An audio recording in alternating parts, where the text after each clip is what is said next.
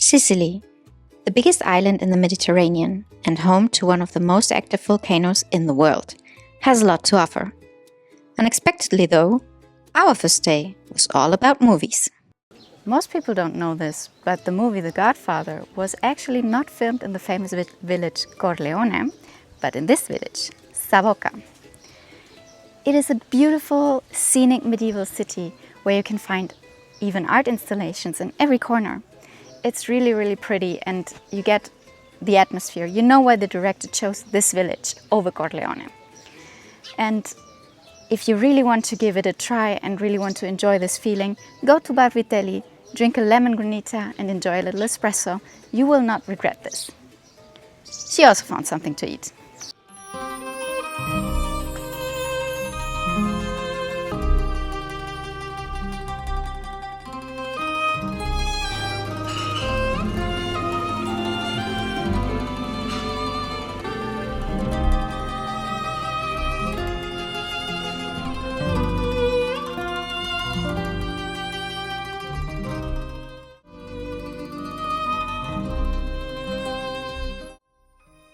Forza d'Agro dates all the way back to Byzantine times, and above the village you can still find the ruins of Norman Castle, with views stretching to Taormina and even Mount Etna. Fewer than 900 people live here today, and honestly, it feels like the time just stopped. No wonder Hollywood keeps coming back to film here. If you're getting wedding vibes when you look at this church, which is called Catedral Maria Santissima Annunziata, you might remember it from the movie The Godfather, from the wedding scene. And interestingly enough, it's again not in the village Corleone, but in Forza d'Argo, which is a very picturesque little village, which you can really recommend coming here, even if you did not watch the Godfather movies. Chisme. Stop. Of course, in a village this quiet, our puppy wasn't the only local celebrity. She met her match, twice, running into Sicily's famous street cats, who were far less impressed by her than she was by them.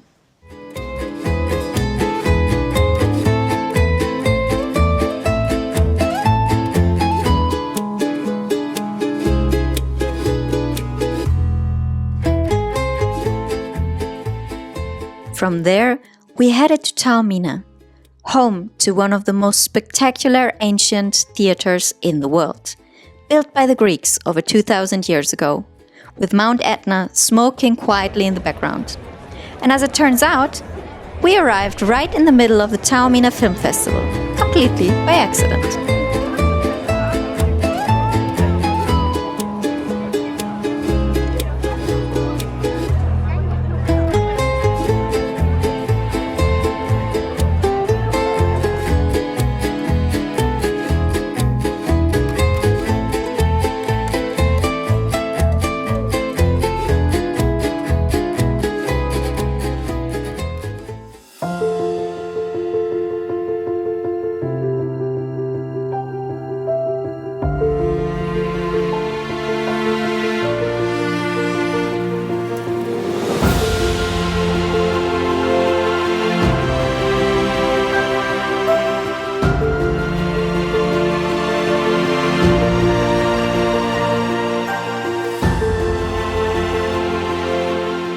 Right now I'm standing right on top of Mount Etna. This is the most active and highest volcano in Europe. And despite the constant danger of eruption, which you can see here, which is all lava around us, and on the way to the top we could already see the power of the destruction of this phenomenon. People really like to live here though, because the lava brings up a lot of minerals to the soil and makes the area around here incredibly fertile.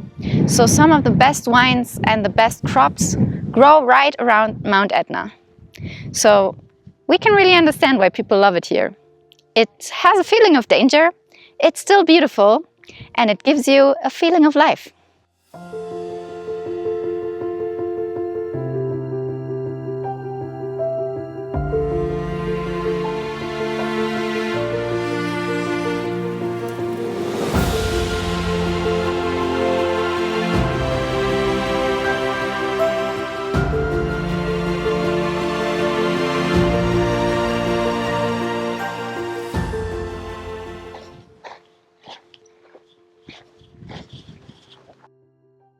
Right now we are at Casa Sepolta.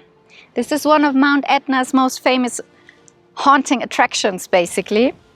It used to be a farmhouse, and actually it looks very small, right? But it used to be a 2-story building. Now you can only see parts of the roof and a few windows. Why? Because all of this in 1983 was covered in lava, a river of burning stone floating over, destroying everything in its way. This is a very, very nice depiction of what can happen if you live here in Sicily. Every day can be your last, basically.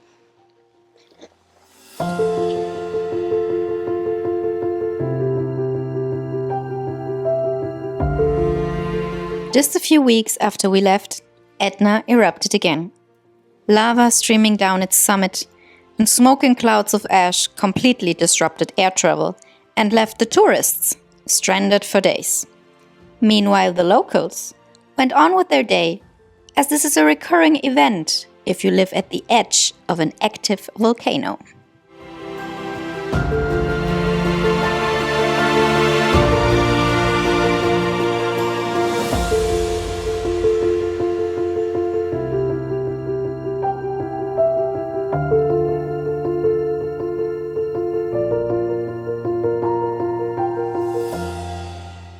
If you want to experience some ancient Greek history while actually being in Sicily, Syracuse is the place to visit for you.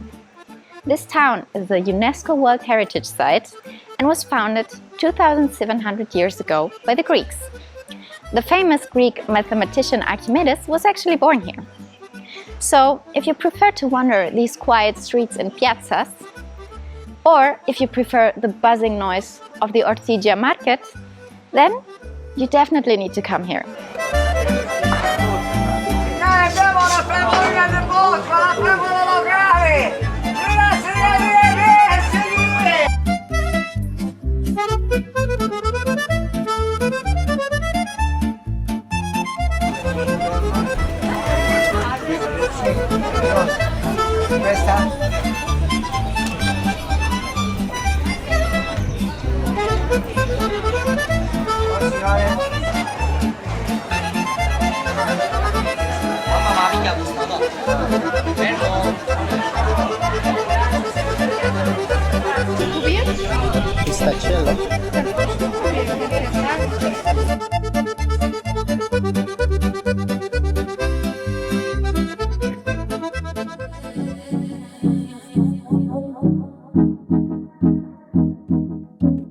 Beyond all the incredible sights, the real highlight for us was always going to be that clear blue sea.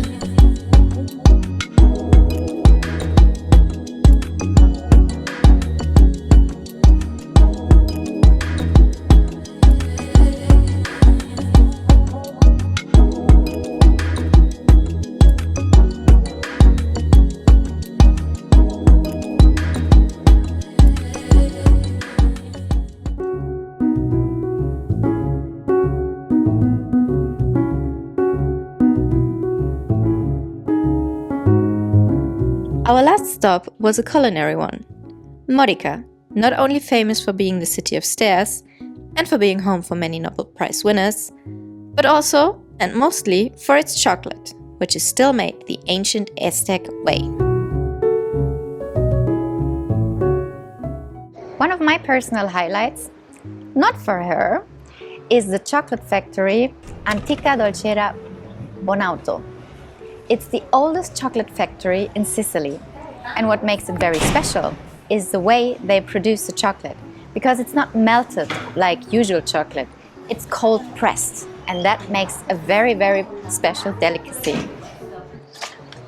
As you can see, we have done some shopping.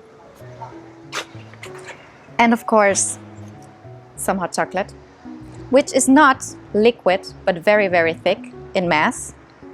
And a little cannoli with chocolate and cinnamon and pistachios.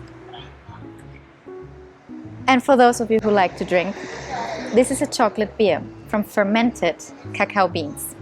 So this is a very, very interesting spot if you really like chocolate, or just a very interesting culinary experience. And she can enter the shop, but unfortunately she cannot eat anything.